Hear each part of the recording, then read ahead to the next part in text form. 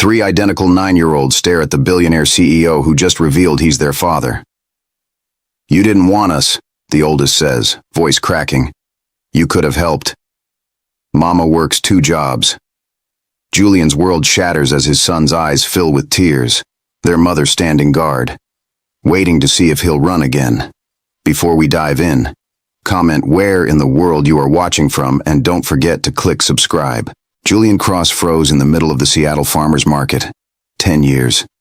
10 years since he'd last seen that face, and now here she was, crouched down between vegetable stands, laughing as 3 identical children with wild curly hair jumped around her.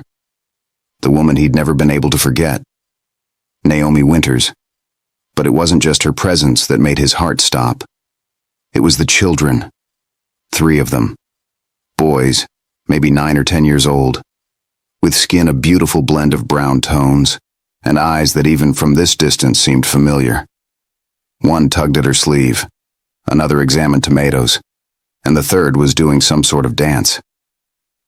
Naomi stood up, and Julian's breath caught. She looked different, more confident, her natural hair pulled back in a loose bun, wearing jeans and a simple green sweater.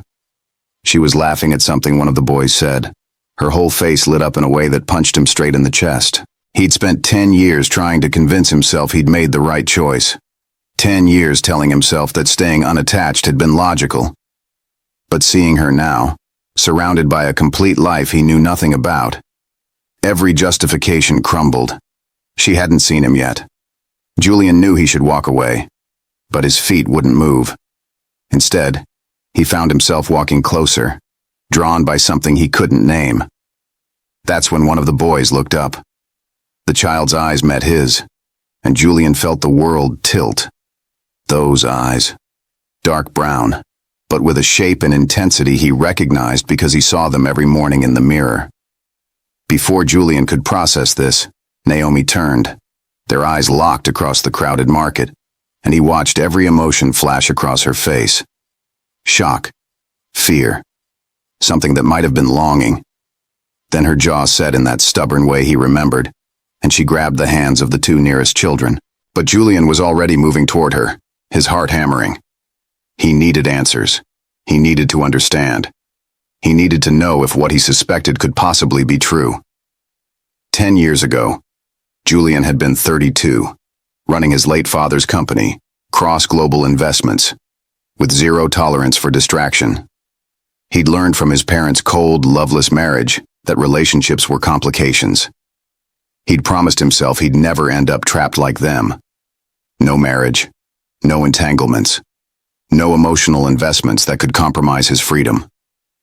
Then Naomi Winters had walked into his life and detonated every certainty he'd ever had. She'd been the new junior architect hired to redesign Cross Global headquarters. 26, fresh from grad school, with a portfolio that impressed even his difficult head of operations. But it wasn't her credentials that caught Julian's attention.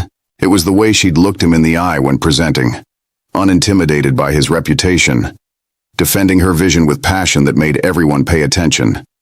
She'd challenged him about why his building needed natural light and collaborative spaces instead of cold efficiency. Nobody challenged Julian Cross.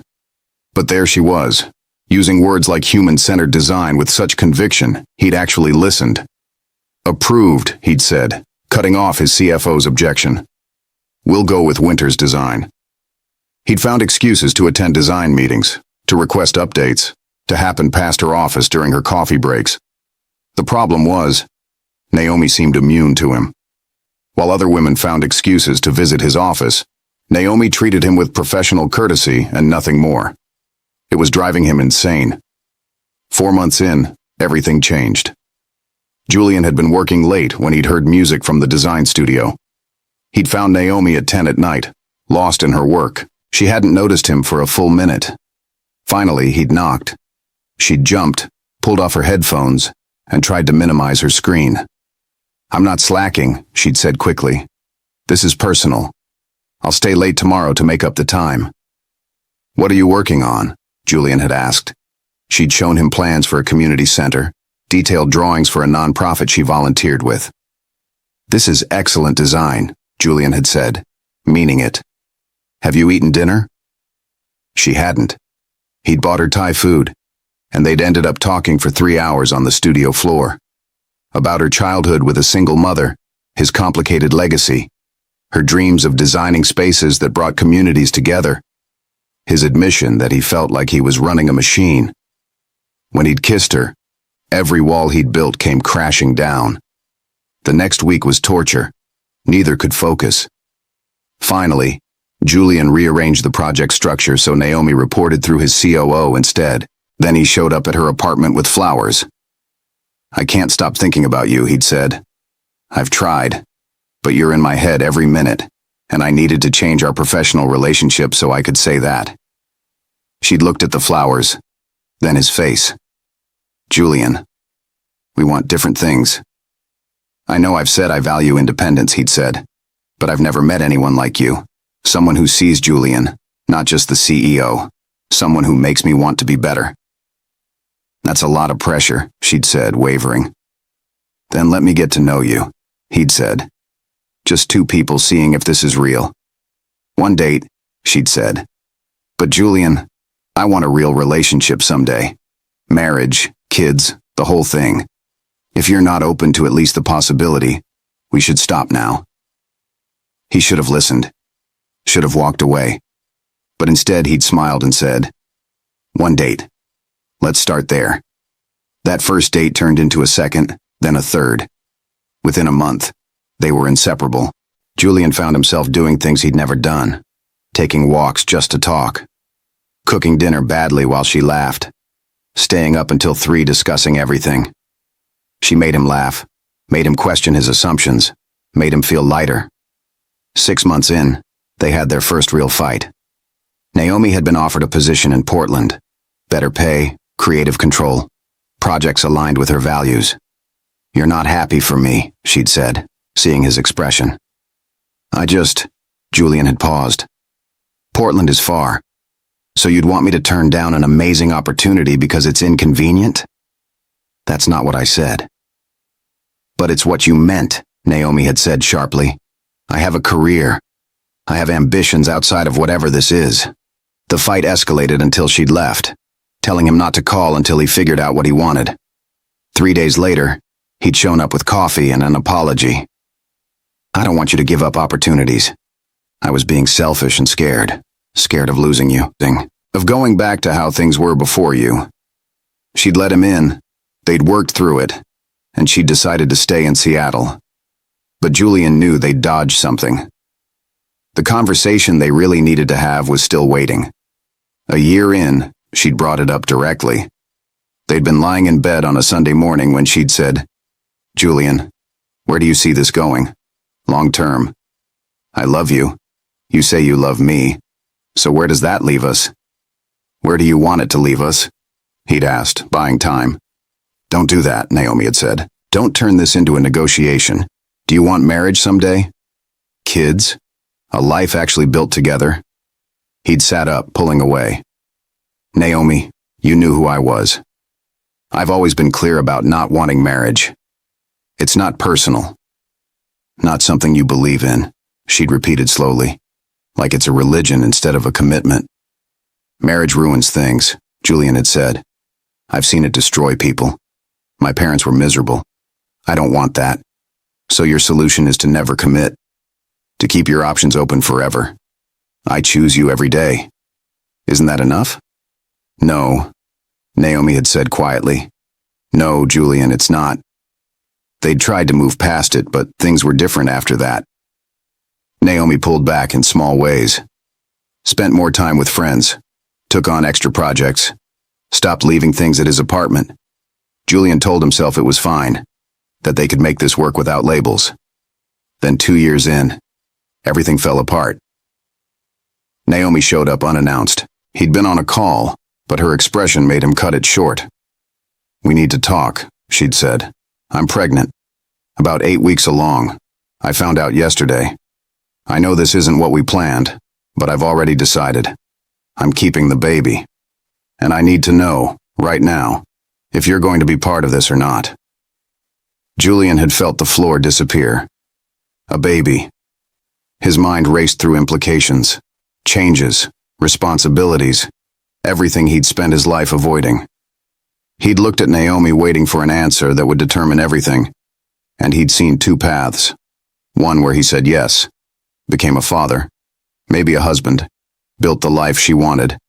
Another where he stayed who he was, protected his autonomy, avoided the trap that destroyed his parents. The silence stretched too long. "Julian," Naomi had said, her voice cracking. "Say something." "I never wanted this," he'd said. "A baby? Marriage?" "Naomi, you knew who I was. I told you from the beginning I never want marriage. I never want kids. I was clear about that." She'd flinched. "Yes, you were very clear about what you don't want. But what about what you do want? Because that sounds pretty empty from where I'm standing. This is happening whether you like it or not. I'm having this baby. I'm going to love this baby. If you can't see yourself being part of that, tell me now." "Naomi, be reasonable," Julian had said. "We can't just, this changes everything." "Yes, it changes everything," she'd agreed. "That's what happens in life. But apparently you'd rather stay frozen than take any risk. I just need time to think." "Think about what?" she'd demanded. "Whether you want to be a father? Whether I'm worth making space for in your life? Let me save you the trouble. I'm not interested in someone who has to think about whether they want to be part of my child's life. Either you're in completely, or you're out." "So, which is it?" He'd opened his mouth, but nothing came out. The words wouldn't form. In his silence, she'd found her answer. "Okay," Naomi had said, tears in her eyes but voice steady. "Okay, Julian. Thank you for making that clear." She'd turned to leave, and Julian finally found his voice. "Wait, Naomi, please. Don't make this decision right now. Let's talk. We've talked for 2 years," she'd said. "I've waited 2 years for you to figure out what I've always known, that we could be amazing if you just let yourself try. But I'm done waiting. I'm done hoping you'll realize that loving someone completely isn't weakness. It's the whole point. Naomi, I do love you. I know you do," she'd said, looking back. "But Julian, you love yourself more. You love your freedom more. You love your fear more. And I can't compete with that. I won't." She'd left. Julian had stood there waiting for relief, but it never came. Just a hollow emptiness that grew larger every hour. He'd called her repeatedly, left voicemails, sent texts. After a week, he'd gone to her apartment. She'd moved out. He'd tried her work. She'd resigned. He'd called everyone who might know where she'd gone. She didn't want to be found. Despite every resource at his disposal, Naomi Winters had vanished, taking his unborn child with her. For the first year, Julian had been angry. Angry she'd left, without giving him a chance. The second year, the anger turned to regret, torturing himself with what-ifs. By the third year, he'd tried to move on. Dated other women who made him feel nothing. Threw himself into work. Told himself he'd made the right choice, that he wasn't built for family life. But he'd never stopped thinking about her. But here, in his 10th year of trying to forget her, Julian stood watching Naomi with 3 children who had his eyes. 3. Not 1. 3 identical boys now staring at him with open curiosity while Naomi tried to hurry them along. "Mama, who's that man?" one asked loudly. "Why are you walking so fast?" asked another. "I want to look at the fish stand," complained the third. Naomi didn't answer, just kept moving. But Julian was faster, circling through the next aisle to cut off her path. When she nearly ran into him, panic flashed across her face. "Naomi," he said quietly, "we need to talk." "No, we really don't," she replied, trying to step around him. "Please," Julian said. 10 years. Don't I at least deserve an explanation?" "You got your explanation 10 years ago," Naomi said fiercely. "When I told you I was pregnant and you made it very clear what you wanted. Or rather, what you didn't want." One of the boys tugged at her hand. "Mama, is this man bothering you? Should I get security?" The child's protective stance would have been adorable if Julian's world wasn't spinning. "I'm not bothering your mother," Julian said. "I'm an old friend." "We're not friends," Naomi said sharply. Julian, please. Just let me go. Not until you tell me, he said. These children, the timing, their age. Naomi, are they mine? The question hung in the air. Around them the market continued, oblivious to Julian's world being rewritten. Naomi's jaw clenched, fury and pain in her eyes. Lower your voice, she hissed. This is not the place. Then tell me where, Julian demanded. Tell me when, because I'm not letting this go. I lost you once. I'm not losing whatever this is without understanding. You didn't lose me, Naomi said, voice breaking. You chose not to have me. There's a difference. The taller boy stepped forward, expression serious. My mama said we should go. So maybe you should stop blocking our way, mister. Julian looked at the child. Really looked, and felt something crack in his chest. The boy had his eyes, his stubborn jaw, even his protective stance. How old are you? Julian asked. They're 9, Naomi answered. And we're leaving. Now. 9, Julian repeated, the math not adding up. But you were only 8 weeks pregnant when... She was pregnant with triplets, which you'd know if you'd bothered to ask questions instead of making speeches about your independence, Naomi said coldly. Now excuse us. Wait, Julian said. But she was already moving, dragging the boys.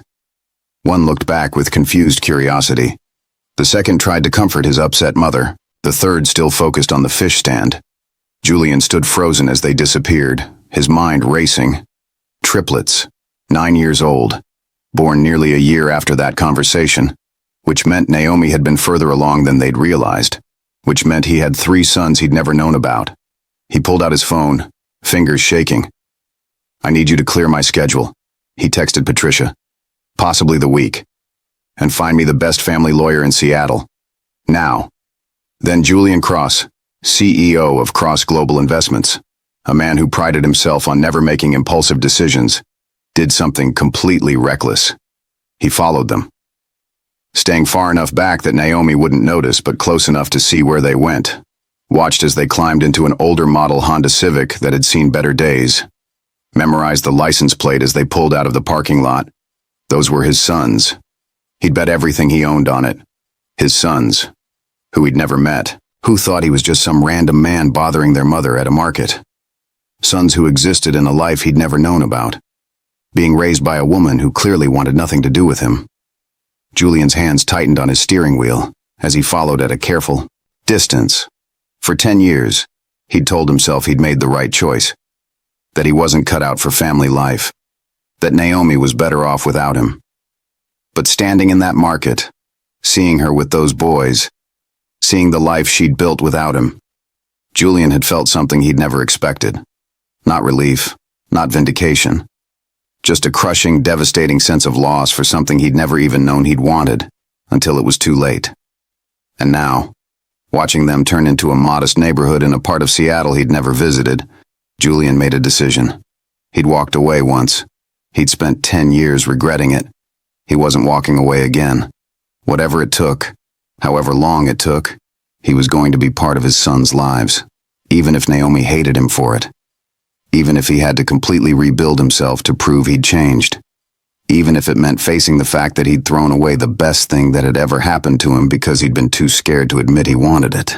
The Honda pulled into the driveway of a small but well-maintained house. Julian parked down the street, watching as Naomi got out, helping the boys with grocery bags. The ease between them was obvious. This was their routine, their life. One he'd never been invited into. One of the boys said something that made Naomi laugh. That full, genuine laugh Julian had fallen in love with so many years ago. The sound of it, floating across the quiet street, felt like a knife to his heart. He'd miss this. All of it. First steps and first words and first days of school. Birthday parties and bedtime stories, and 1,000 small moments that made up a childhood. And whose fault was that? The question echoed in his mind with brutal honesty. Naomi hadn't kept this from him because she was vindictive. She'd kept it from him because he'd made his position crystal clear. I never want marriage. I never want kids. He'd said it, meant it, made sure she understood that any future with him would never include those things. so she'd left. She'd protected herself and their children from a man who'd explicitly said he didn't want them. How could he possibly be angry about that when he'd essentially told her to go? Julian sat in his car for a long time after they'd disappeared into the house, wrestling with a tangle of emotions he had no idea how to process. Anger at being kept in the dark. Understanding of why he had been. Grief for everything he'd missed. Terror at what came next. He couldn't just walk away and pretend this never happened. These were his children. But he also couldn't just force his way into their lives, demanding rights he'd forfeited years ago. The legal route would be ugly, would hurt Naomi, would traumatize the boys. But doing nothing meant accepting that he'd missed the first 9 years of his sons' lives and might miss the rest too. His phone rang. Patricia. Sir, I've got 3 family lawyers on hold for you. The first one can meet tomorrow morning at 8. The second? Tell them I'll call back, Julian said, his eyes still fixed on the house where his sons lived. Sir? Something came up. I need to think. Patricia was quiet for a moment. Then, in a gentler voice than she usually used, she said, Julian, whatever this is, whatever you're dealing with, you're not alone. You have people who can help. I know, he said quietly. Thank you, Patricia. He ended the call and sat there as the afternoon light faded into evening. Lights came on in Naomi's house. Through the windows he could see movement. Normal, domestic life happening. The life he'd said he never wanted. The life he'd been absolutely certain would make him miserable. Except looking at it now, from the outside, it didn't look miserable at all. It looked warm. Full. Real in a way his perfectly appointed penthouse apartment had never been. Julian's phone buzzed with an incoming text. He glanced down and saw a message from his brother Ethan, who he'd barely spoken to in months. Heard you canceled your afternoon meetings. Everything okay? Julian stared at the message. The simple answer was no. Nothing was okay. His entire world had just been turned inside out. But there was a longer, more complicated answer too. One that involved admitting he'd made mistakes. That he'd been wrong about what he wanted. That he'd hurt the woman he loved because he'd been too cowardly to imagine a different future. Instead of answering, Julian opened a new message to Naomi. Used the phone number he'd never deleted from his contacts even after all these years. I'm not trying to disrupt your life, he typed. I'm not trying to hurt you or scare you. I just need to understand. Please. 5 minutes. That's all I'm asking. He hit send before he could second-guess himself, then watched his phone for a response that didn't come. The lights in Naomi's house stayed on, warm and steady. Julian kept waiting. An hour passed, then 2. His phone remained silent except for follow-up messages from Patricia and Ethan that he ignored. Maybe she'd blocked his number years ago. Maybe she'd gotten the message and deleted it immediately. Maybe she was inside right now, panic texting her friends about how her past had just shown up at a farmer's market and was now apparently stalking her house. Julian was just considering whether he'd crossed from concerned to creepy when his phone buzzed. The message was from Naomi. How long have you been sitting in your car outside my house? Julian's head snapped up. He scanned the windows but couldn't see her anywhere. Did you really think I wouldn't notice? Her second message came through. Did you really think I wouldn't recognize your car after 2 years of riding in it? His phone rang. He answered immediately. Naomi. You need to leave, she said without preamble. Right now, Julian. This isn't okay. I know, he said. I know I'm crossing lines. I know I have no right to be here. But I can't leave without talking to you. We don't have anything to talk about. We have 3 things to talk about, Julian said quietly. 3 9-year-old things who have my eyes and your smile and who I didn't even know existed until 4 hours ago. There was a long silence. Then Naomi said, her voice tight, Coffee shop on Maple Street. Tomorrow morning, 6 a.m. Come alone. Don't follow me home again. And Julian, if you do anything, to disrupt my boys' lives before we've talked, I will make sure you regret it. The line went dead. Julian sat back in his driver's seat, his heart pounding. 6 a.m. He had less than 12 hours to figure out what to say to the woman whose life he'd destroyed, whose children he'd never met, whose forgiveness he had no right to ask for but desperately needed anyway. As he finally pulled away from Naomi's quiet street, Julian couldn't shake the image of those three boys. The way they'd looked at him with curiosity, the way they'd protected their mother, the way they'd existed as complete human beings with personalities and opinions and lives that he knew absolutely nothing about. He'd told himself for 10 years that he'd made the right choice, that staying uninvolved, staying free, staying safe behind his walls was what he'd wanted. But tonight, driving back to his empty penthouse with its floor-to-ceiling windows and its perfect, lifeless aesthetic, Julian finally admitted the truth. He hadn't made the right choice. He'd made the easy choice. The choice that protected him from risk and vulnerability and the possibility of failure. And it had cost him everything that actually mattered. Tomorrow, at 6 a.m., he'd face Naomi. He'd face the consequences of his choices. And somehow, he'd have to find a way to convince her that the man who'd said, "I never want marriage," was capable of becoming the man his sons deserved. But as Julian lay awake in his bed that night, staring at the ceiling, he couldn't escape one devastating truth. He'd spent 10 years building an empire and a reputation and a life of complete autonomy. And in one afternoon at a farmer's market, he'd realized that none of it meant anything compared to what he'd thrown away. The question that kept him awake until dawn wasn't whether he wanted to be part of his sons' lives. It was whether he was already too late. Julian arrived at the coffee shop at 5:45. The place was small and warm, with mismatched furniture. Nothing like the sleek chains he frequented. He ordered black coffee he didn't drink and sat where he could see the door. At exactly 6, Naomi walked in. She looked tired. Hair in a ponytail, jeans, and oversized sweater. Their eyes met and Julian felt that same jolt from 10 years ago. Naomi got her own coffee before sitting. "You have questions. Ask them." "Are they mine?" Julian said. "The boys." Naomi took a sip, eyes never leaving his. "What do you think?" "I think they have my eyes. I think the timing works, but I need to hear you say it." "Yes," Naomi said. "Yes, Julian, they're yours. Kai, Micah, and Elijah. Your sons. Triplets, though I didn't know when I told you. Found out at 12 weeks, about 2 weeks after you made clear you wanted nothing to do with fatherhood. The confirmation hit him hard. 3 sons. 3 human beings he'd never known about. Why didn't you tell me? When you found out there were 3. Naomi laughed without humor. "Are you serious? You told me you never wanted kids. You looked at me like I was trapping you when I said 1 baby. What did you think would happen if I came back and said it's actually 3? You should have told me.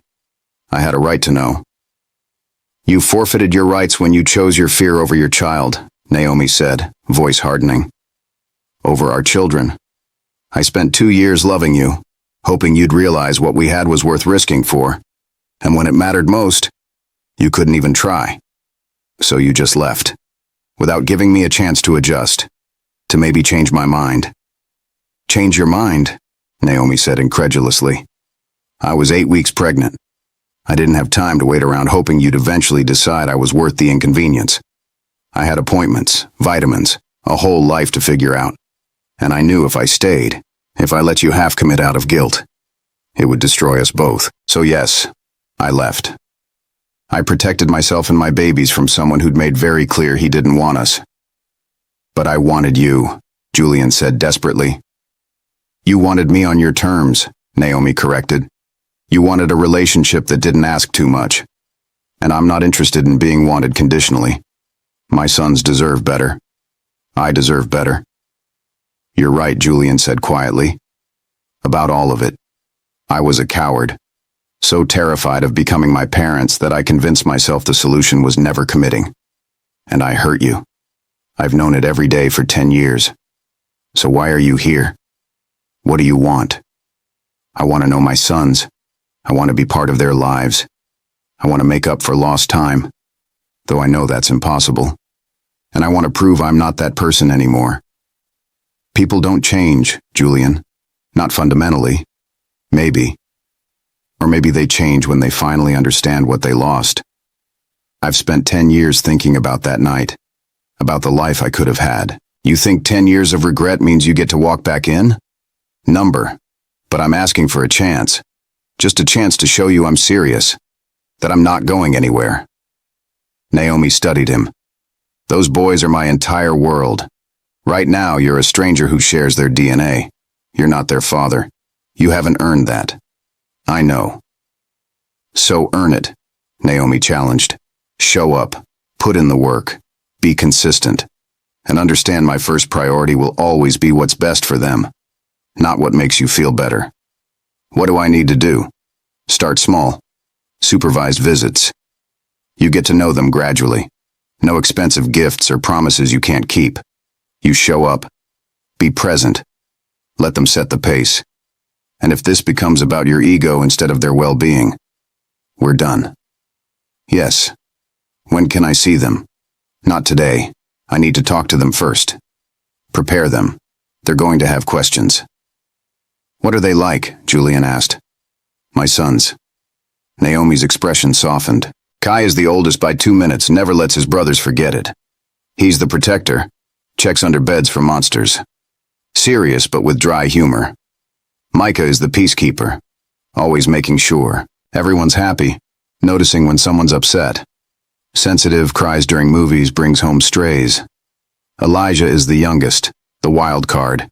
Fearless and creative, asks a million questions. Wants to be an astronaut one week, a chef the next. They sound amazing. They are. And Julian, if you hurt them, if you decide this is too hard and disappear, I will never forgive you.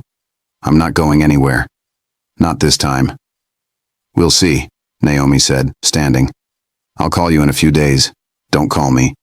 Don't show up. Don't try to speed this up. Let me handle this my way. Okay? And Naomi? I'm sorry. For all of it. Your apology doesn't change anything, Naomi said quietly. But it's a start.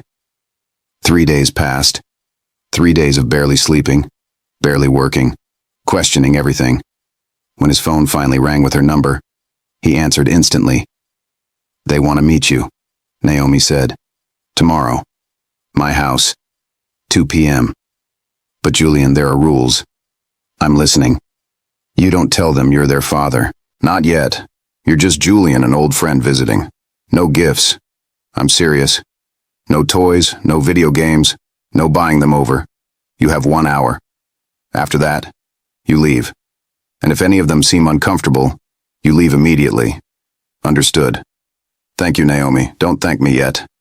We haven't gotten through the hard part. The next day, Julian changed his outfit 4 times. He settled on jeans and a simple button-down.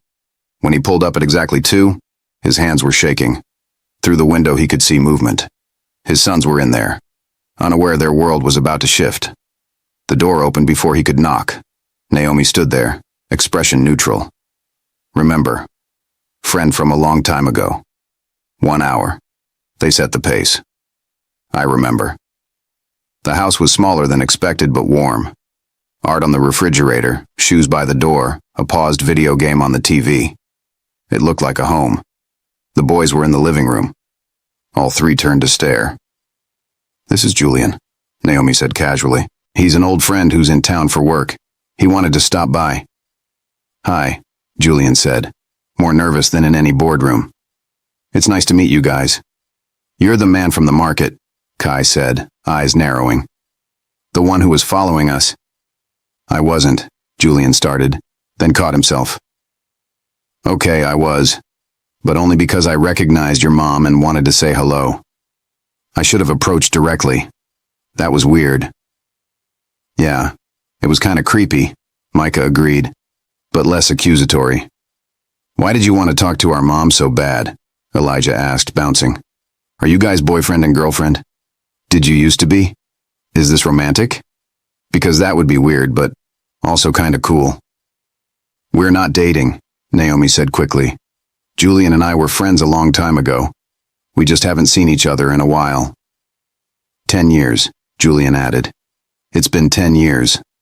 That's longer than we've been alive, Kai observed. Yes, Julian said. Yes, it is. Do you like video games? Elijah asked. Because we were in the middle of a really good level, and Mama made us pause. I do, Julian said, even though he hadn't played one in a decade, though I might be rusty. You can watch us play, Micah offered. We're really good. That would be great, Julian said. And suddenly he was on the couch, surrounded by 3 9-year-olds who smelled like grass and syrup. The boys unpaused their game and immediately started narrating strategy, talking over each other. Kai was clearly the leader, making decisions.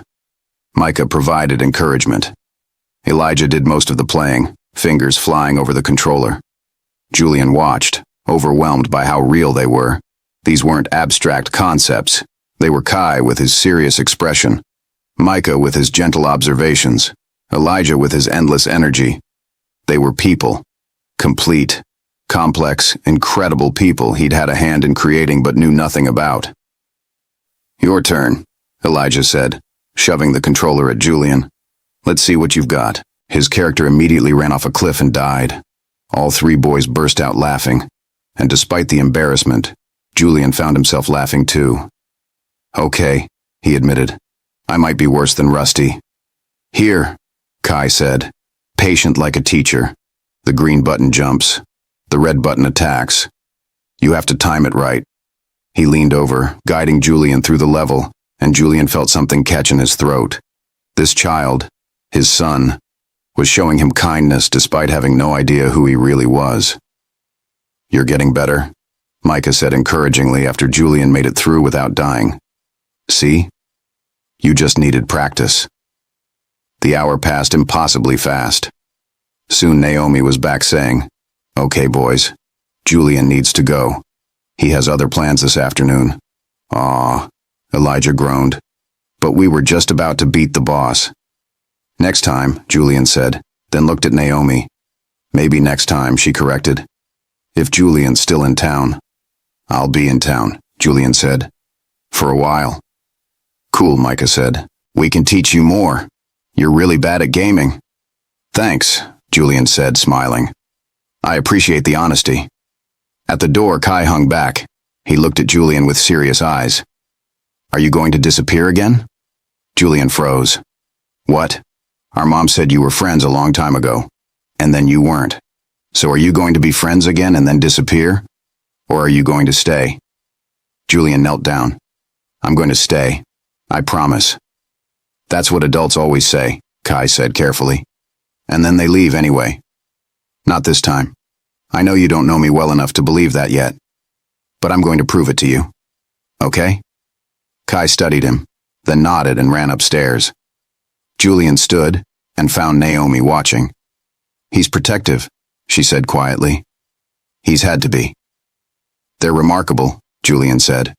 All 3 of them. I know. That went well, Julian said. Didn't it? Better than I expected, Naomi admitted. But Julian, that was the easy part. The hard part comes when you have to tell them who you really are, when they realize you weren't around for 9 years. That's going to bring up complicated feelings. I know. When? Not yet.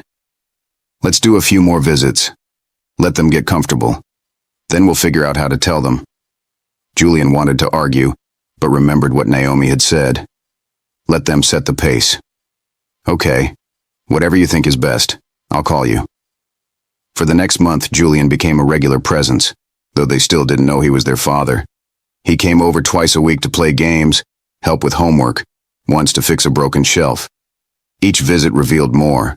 Kai's obsession with space and his secret fear of letting people down. Micah's talent for drawing and how he noticed everything about feelings.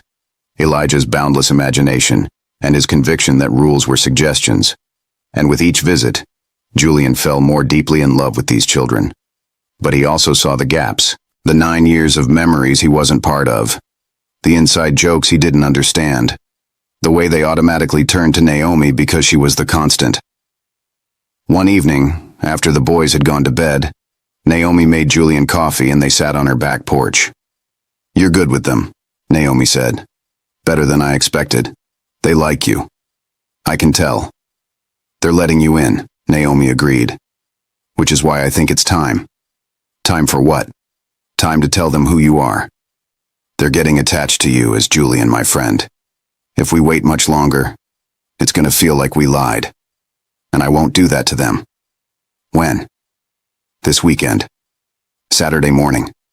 We'll sit them down together and explain. But Julian, you need to be prepared for this to go badly. They're going to have questions. They might be angry. They might not understand why you weren't there. I'll handle it. Whatever they need to say, whatever they need to hear, I'll be there. Naomi looked at him in the dim light. You've really changed, haven't you? I want to believe I have. But honestly, I think maybe I'm just finally becoming who I should have been all along. That Saturday morning, Julian arrived at 9. Naomi had already talked to the boys, told them they needed a family meeting. All three were sitting on the couch, looking curious and slightly worried. Mama said this is serious, Elijah announced. Are we in trouble? No, baby, Naomi said. Nobody's in trouble. Julian and I just have something important to tell you. Julian sat in the chair indicated, and Naomi sat between Kai and Micah, Elijah on her other side. You know how I've always told you that your father wasn't able to be part of your lives when you were born, but that didn't mean you weren't loved. The boys nodded, suddenly very still. Well, Julian is your father. He's the man I was talking about. All three boys stared. The silence stretched heavy. Then Kai said, very quietly, You're our dad? Yes, Julian said, voice rough with emotion. I'm your dad. But you weren't here, Micah said, eyes filling with tears. For our whole lives you weren't here. I know, and I'm so sorry. That was my mistake, my choice, and it was wrong. You didn't want us, Kai said, and there was anger now.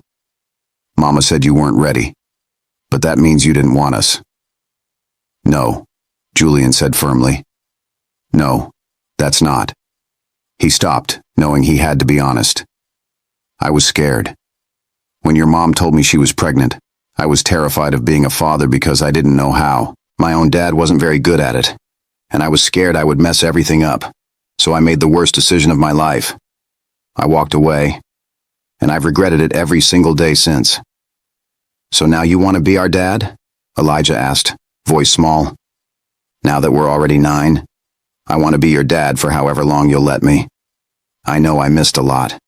I know I can't get those years back, but I'm here now, and I'm not going anywhere. Not ever again. Why should we believe you? Kai demanded. You left once. You could leave again. You're absolutely right. I could, but I won't. And I know you can't just take my word for that.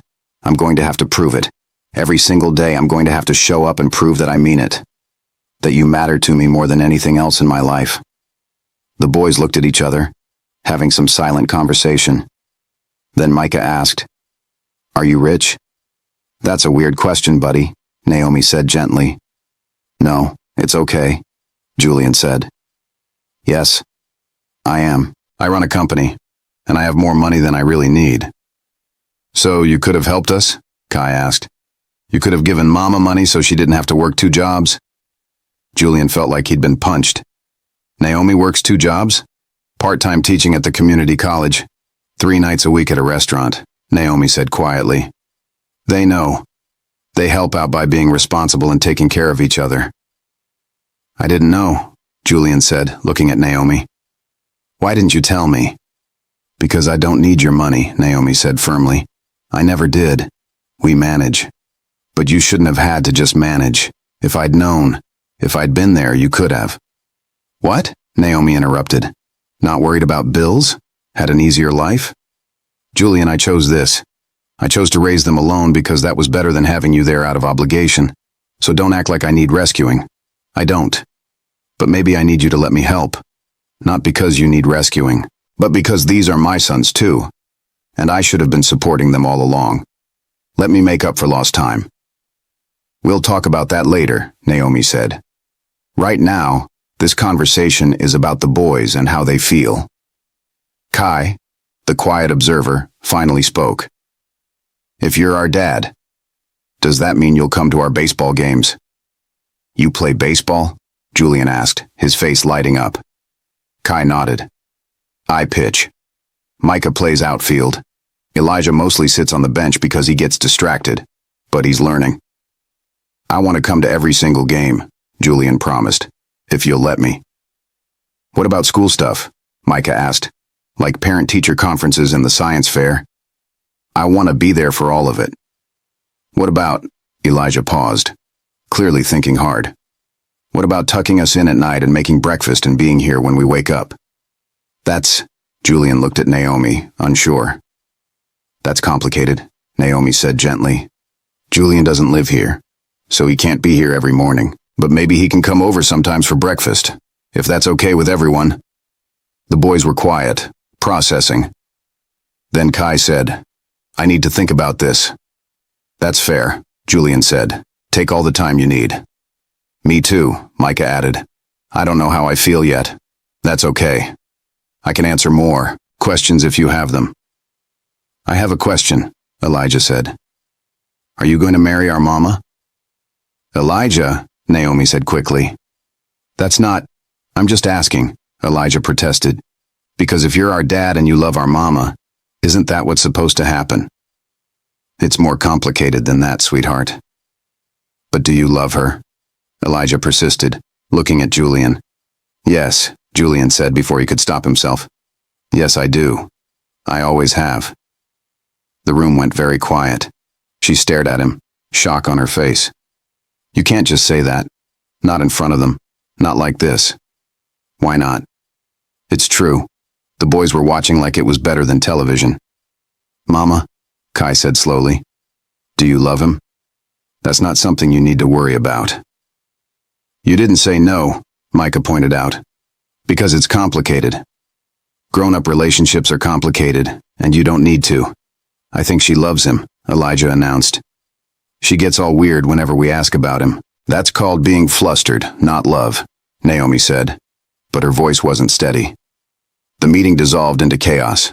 Boys asking rapid-fire questions, Naomi trying to regain control, Julian watching the woman he loved navigate the disaster, and feeling his heart break and heal simultaneously. Eventually, Naomi sent the boys outside, promising they could continue later. When it was just them, she turned on him. You can't do that. You can't just declare your feelings in front of my children and put me on the spot. Our children, Julian corrected gently. And I'm sorry. But Elijah asked a direct question, and I wasn't going to lie. Even if the truth is inconvenient. Even then. Especially then. Naomi, I meant what I said. I never stopped loving you. Not for one day in 10 years.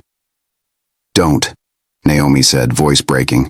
Don't say things like that when you don't know what they mean. I know exactly what they mean. I love you. I love our sons. I love the life you've built. The person you've become. The strength it took to do all of this alone. And I know I don't deserve a second chance. I know I hurt you in ways I can't take back. But I'm asking anyway. Give me a chance to prove that I'm not that scared boy anymore. I'm a man who finally understands what matters. Julian, it's not that simple. We can't just pick up where we left off. There's too much history, too much hurt.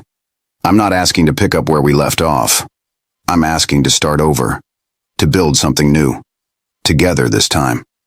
To be the family we should have been all along. And what if you change your mind? Naomi asked, tears streaming now.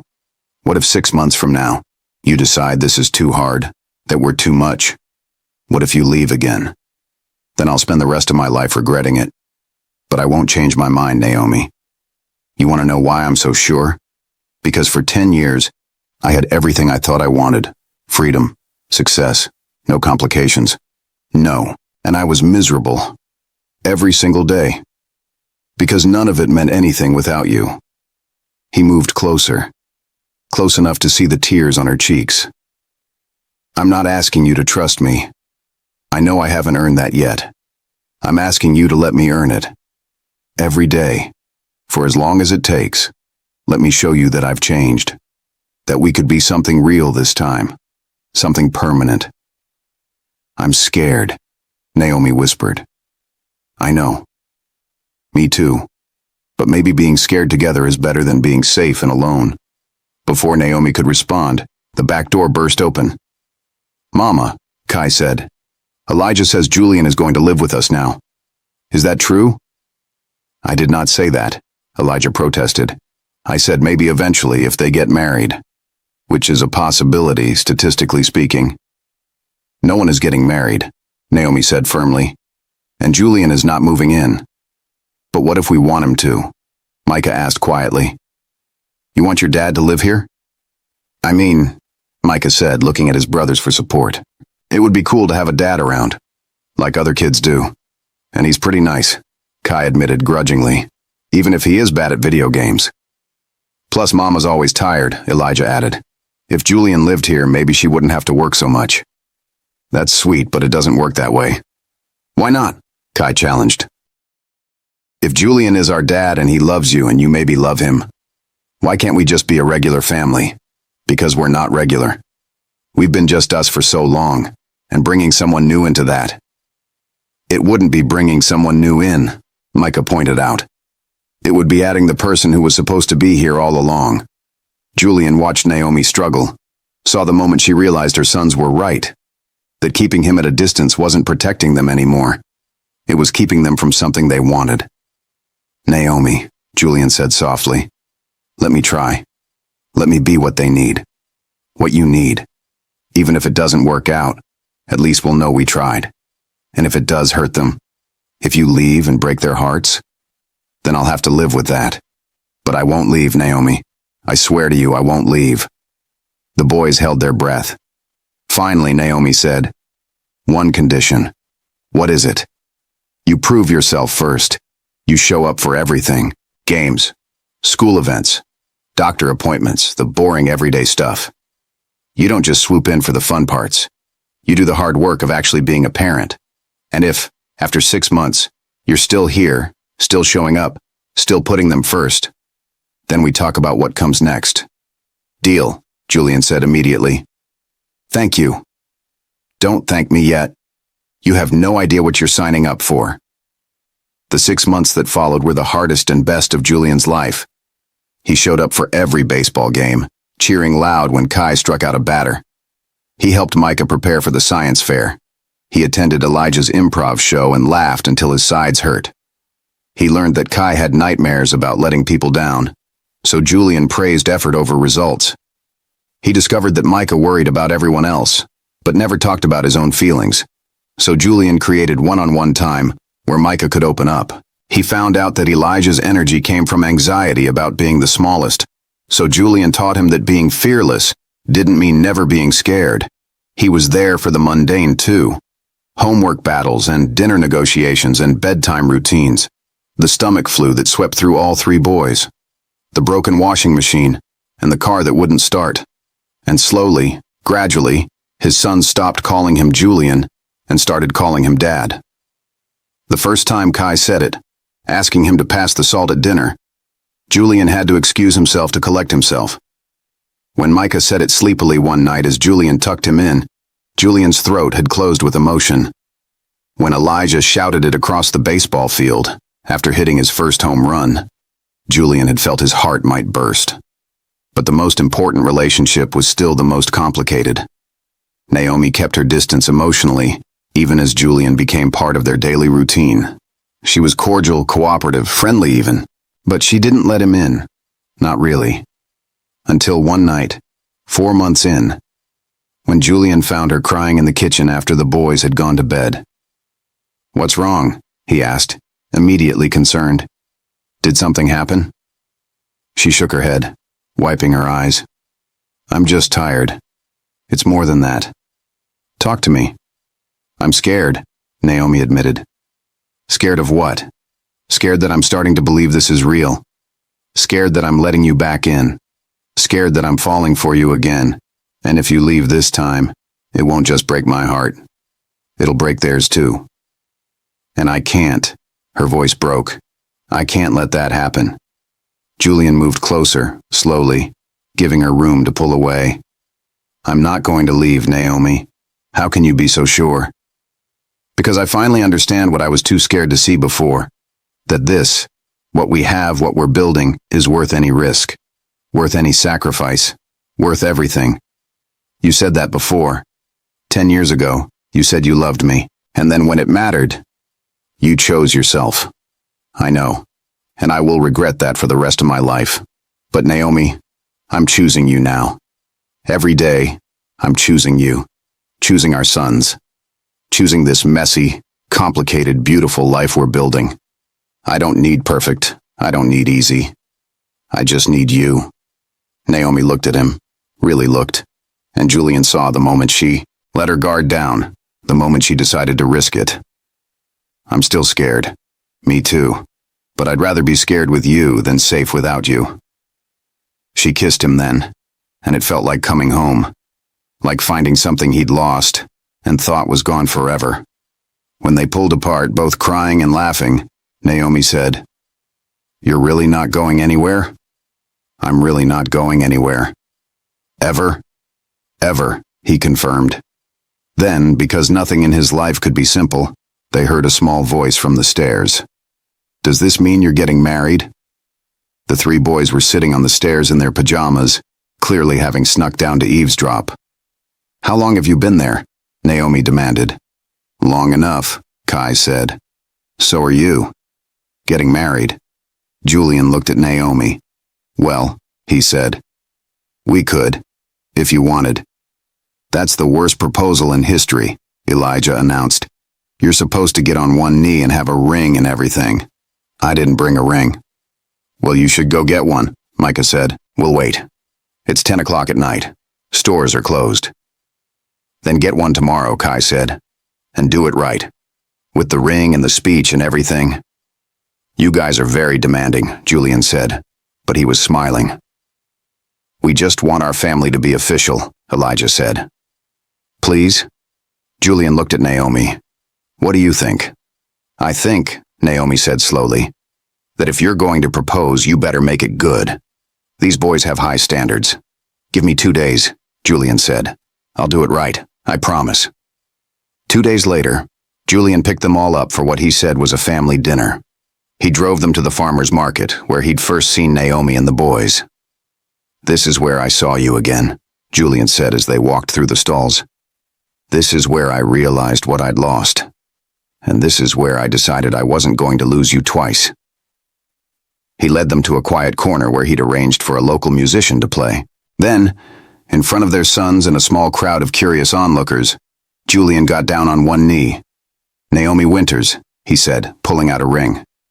10 years ago, I was too scared to choose you, too scared to choose us. I let fear make my decisions, and I lost the best thing that ever happened to me. But you gave me something even more valuable than a second chance. You gave me the opportunity to know our sons, to be part of this incredible family you built, to prove that I could be better. I love you. I love your strength and your kindness and the way you've raised these amazing boys. I love that you don't need me, but you're choosing to let me in anyway. And I promise, for the rest of my life, to choose you. Every single day I choose you and our sons and this family we're building together." He opened the box, revealing a simple but beautiful ring. "Will you marry me?"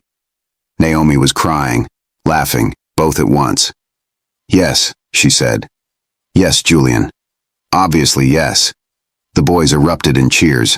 Julian slipped the ring on her finger and kissed her while their sons whooped, and the crowd applauded. "That was much better," Elijah announced approvingly. "Good job, Dad." The wedding happened 3 months later, small and perfect, with the boys as ring bearers and Naomi's mother crying in the front row. Julian's brother Ethan served as best man, whispering to Julian as Naomi walked down the aisle, "You're the luckiest guy alive, you know that?" "I know," Julian had whispered back. "Trust me, I know." When they said their vows, Julian promised to love her, to show up, to be present for all of it. The good days, and the hard days, and everything in between. Naomi promised to trust him, to let him in, to build a life together that honored both their past and their future. And when the officiant said, "You may kiss your bride," all three boys groaned dramatically while everyone else laughed. The reception was loud and joyful, full of dancing and terrible speeches and more cake than anyone should eat. At one point, Julian found himself standing with his 3 sons, watching Naomi dance with her mother. "Do you guys know how much I love you?" he asked them. "Yeah, Dad," Kai said, rolling his eyes but smiling. "We know." Good, Julian laughed, because I'm going to keep telling you anyway. Every single day. Can we have more cake? Elijah asked. Sure. Let's get more cake. As he watched his sons race to the dessert table, his new wife laughing at something her mother said, his brother giving him a thumbs up from across the room, Julian felt something he'd never felt before. Complete. Whole. Home. It had taken him 10 years, 3 surprise sons, and almost losing everything to understand what actually mattered. Not the money or the freedom or the carefully controlled life he'd built, but this. The mess and the noise and the love and the showing up day after day. The choosing to stay when things got hard. The building of something real and permanent and worth fighting for. He'd told Naomi once that he never wanted marriage, never wanted kids, never wanted the complications that came with loving someone completely. And he'd meant it. Believed it with his whole heart. But standing here now, watching his family, Julian understood that he hadn't been avoiding pain or failure. He'd been avoiding joy. Avoiding the terrifying, wonderful experience of being truly, completely known and loved anyway. Sometimes the thing you're most afraid of is exactly the thing that will save you. 10 years ago, he'd said, I never want marriage and lost everything. Today, he'd said, I choose you forever, and gained everything that mattered. And he'd spend the rest of his life making sure they knew, all 4 of them, that choosing them was the easiest and best decision he'd ever made, even if it had taken him far too long to figure it out.